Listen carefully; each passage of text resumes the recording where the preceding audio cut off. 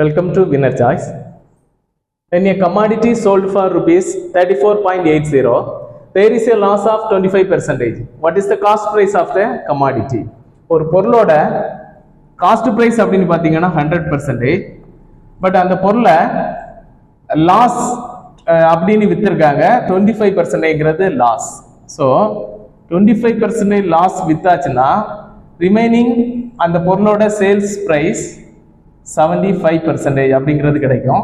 So அந்த 75% value தான் 34.80. தென் 100% என்ன அப்படிங்கிறது இந்த சம்ல பார்க்கலாம்.